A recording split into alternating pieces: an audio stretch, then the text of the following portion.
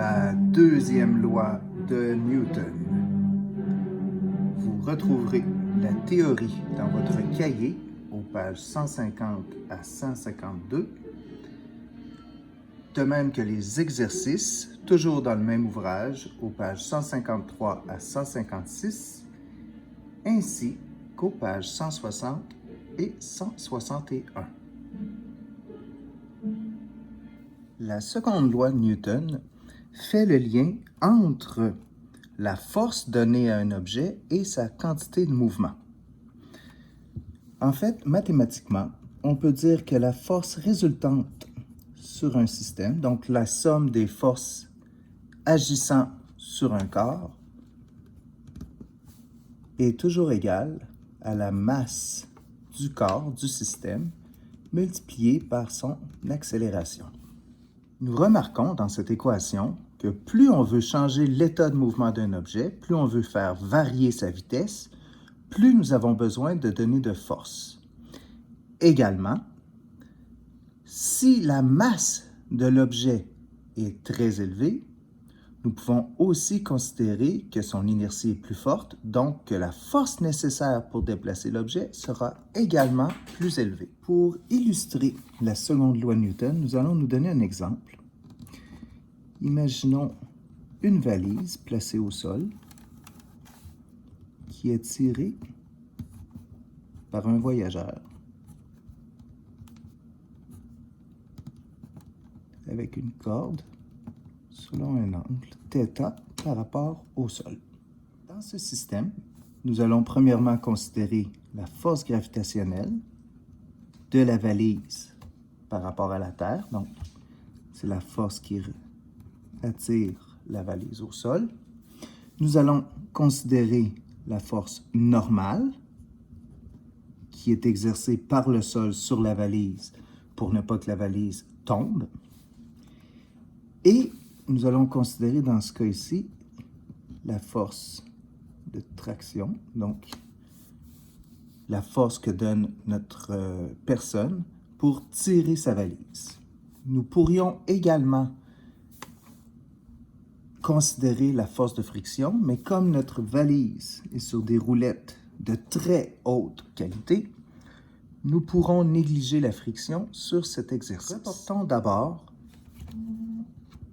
notre système sur un diagramme de corps libre. Nous allons déterminer premièrement nos axes, soit en X et en Y.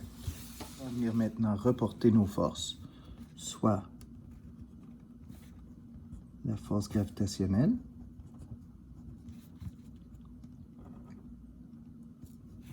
la force normale, donc du sol sur la valise, ainsi que la tension que notre personne exerce sur la corde pour déplacer la valise. Nous pouvons traduire, selon leurs composantes, chacun des vecteurs de force. Donc, la force gravitationnelle au complet vers le bas, la normale vers le haut, ainsi que les deux composantes de notre tension, soit T cos θ en X et T sin θ en Y. Selon la deuxième loi de Newton, la force résultante, donc la somme des forces en X, dans ce cas ici, on a 0 pour la gravité, 0 pour la normale, plus la tension cosinus θ, serait égale à la masse de notre système, de notre valise, multipliée par l'accélération de cette dernière en X. De la même manière, nous pouvons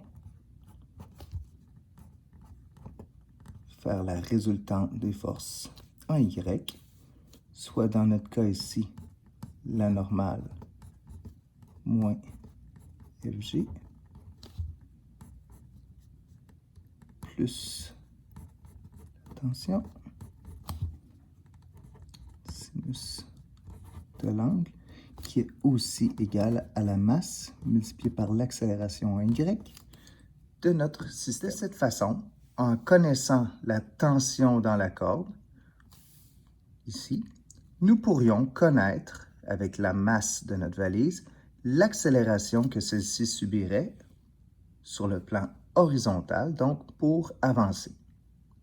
De la même manière, en sachant que la valise ne défonce pas le plancher et ne se met pas à léviter non plus au-dessus, nous pourrions considérer à ce niveau, toujours en pensant que la personne ne tire pas la valise pour la lever, que la masse multipliée par l'accélération. Dans ce cas-ci, on pourrait considérer l'accélération comme étant 0, puisque la valise ne se met pas à se déplacer en montant ni en descendant.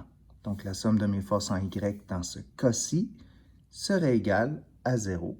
C'est de cette manière qu'en utilisant la seconde loi de Newton, nous pourrions déterminer l'accélération de notre système dans le but d'en étudier le mouvement.